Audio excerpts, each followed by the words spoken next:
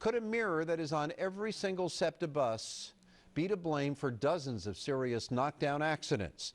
That's what SEPTA bus drivers are warning tonight. It comes in the wake of another deadly crash that took the life of a 29-year-old Philadelphia woman who was crossing the street with her child. Tonight, those drivers and the victim's family are speaking out only to Action News reporter Wendy Saltzman as part of our exclusive investigation. It was one turn on the South Philadelphia corner 1 month ago that took the life of 29-year-old Sheena White. She said, "Let's go," because we had the right of way. Then out of nowhere, the bus just turned around the corner so fast. Neighbor Desmond Henry was with White when she and her 8-year-old son were struck.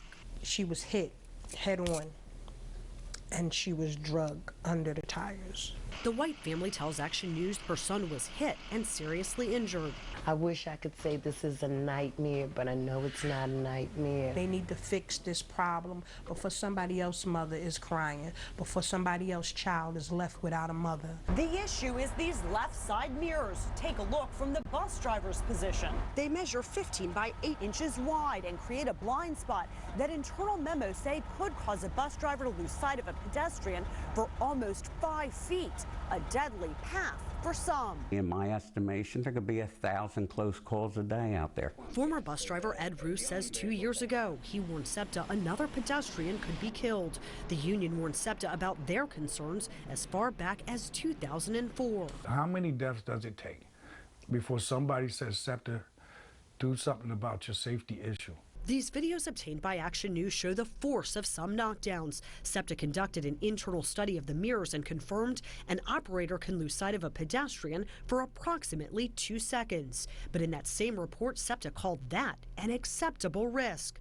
A study this year reported up to 17 feet of crosswalk cannot be seen by the operator when executing a left-hand turn. The way I define safety is to remove all risk.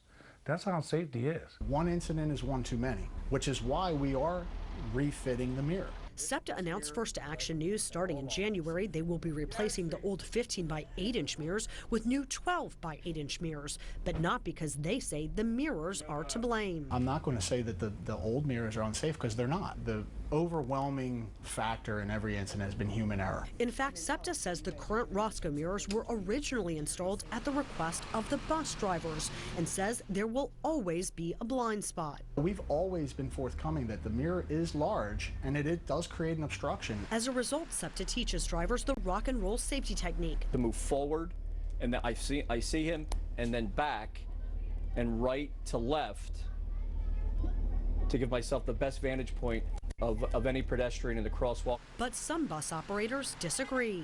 You pretty much had to stand up out of the seat, look around, and literally you were climbing out of the seat, which isn't a safe way to operate a vehicle at all. While the cause of White's accident is still under investigation, SEPTA has picked up the cost of White's funeral, and the family says they're trying to pick up the pieces of their lives. This needs to be the milestone for them to rectify these blind spots. SEPTA has paid out $3.3 million in pedestrian accidents since January of 2011. More than half of those have been as a result of left-hand turns. But in arbitration, it was determined to be the fault of the bus drivers and not the mirrors. I'm Wendy Saltzman, Channel 6 Action News.